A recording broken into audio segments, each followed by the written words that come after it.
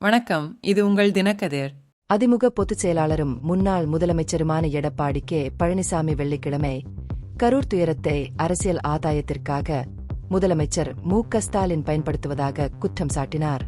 பாதிக்கப்பட்டவர்களின் குடும்பத்தினரை சந்திக்க ஸ்டாலின் வருகை கருணையால் அல்ல, மாறாக வரவிருக்கும் சட்டமன்ற தேர்தலுக்கு முன்னதாக தேர்தல் கணக்கீடுகளால் ஏற்பட்டது என்று அவர் குற்றம் சாட்டினார்.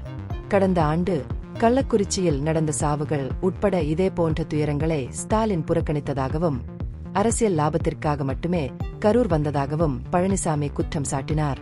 பாலக்கோடு மற்றும் பாப்பாரப்பட்டியில் நடந்த மக்களை காப்பாற்றுவோம் தமிழகத்தை சந்திப்போம் நிகழ்வுகளில் உரையாற்றிய பழனிசாமி பாதிக்கப்பட்டவர்கள் மீது திமுக அரசின் தேர்ந்தெடுக்கப்பட்ட அக்கறையை விமர்சித்தார்.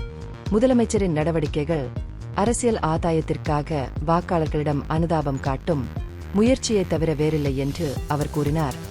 திமுக தலைமை மக்கள் நலனில் உண்மையிலேயே அக்கறை காட்டவில்லை என்று கூறினார்.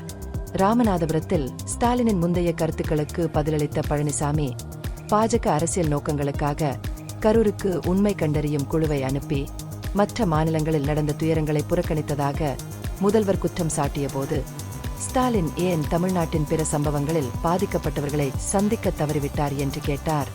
கள்ளக்குறிச்சி, வேங்கேவியல் அல்லது சென்னை விமான கண்காட்சியில் இறந்தவர்களின் குடும்பத்தினரை நீங்கள் ஏன் சந்திக்கவில்லை என்று கேள்வி எழுப்பினார். ஸ்டாலினின் தேர்ந்தெடுக்கப்பட்ட பச்சாதாபம் அரசியல் சந்தர்ப்பவாதத்திற்கு சான்றாகும் என்று வலியுறுத்தினார்.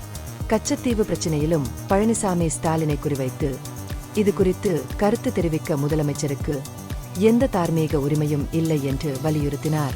ஸ்டாலினின் தந்தை முன்னாள் முதல்வர் மு. கருணாநிதியின் ஆட்சி காலத்தில்தான் தீவு இலங்கைக்கு வழங்கப்பட்டது என்பதை அவர் நினைவுபடுத்தினார். கச்சத்தீவை விட்டுக் கொடுத்தது மையத்தில் இருந்த காங்கிரசும் மாநிலத்தில் இருந்த திமுகவும் தான் என்று அவர் கூறினார். இந்த நடவடிக்கைக்கு எதிராக சட்ட போராட்டம் நடத்திய ஒரே கட்சி அதிமுக மட்டுமே என்றும் கூறினார். இந்த பிரச்சினையை நீங்கள் எழுப்ப விரும்பினால் உங்கள் கூட்டணிக்குள் அதை செய்யுங்கள் என்று அவர் கேலி செய்தார். தனது விமர்சனத்தை தொடர்ந்து அதிமுக தலைவர் திமுகவை அதிகார போராட்டங்களால் பாதிக்கப்பட்ட ஒரு குடும்பத்தால் நடத்தப்படும் கட்சி என்று விவரித்தார். இதற்கு நேர்மாறாக அதிமுக ஒரு மக்கள் இயக்கம் என்றும் அங்கு சாதாரண உறுப்பினர்கள் தகுதியின் அடிப்படையில் தலைமை பதவிகளுக்கு உயர முடியும் என்றும் அவர் கூறினார். திமுக ஒரு குடும்பத்தைச் சுற்றியே அமைந்துள்ளது, ஆனால் அதிமுக மக்களுக்கு சொந்தமானது என்று அவர் வலியுறுத்தினார். இதற்கிடையில் ஹாரூர் மற்றும் காரிமங்கலத்தில் பழனிசாமியின் பேரணிகளில் தமிழக வெற்றிக் கழகம் கொடிகள் மற்றும் பதாகைகள் காணப்பட்டபோது தர்மபுரியில் ஒரு சிறிய சர்ச்சை எழுந்தது.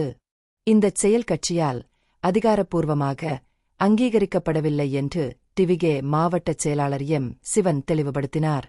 இதுகுறித்து எங்களுக்கு தகவல் தெரிவிக்கப்பட்டது, பின்னர் பதாகைகளை அகற்றியுள்ளோம்.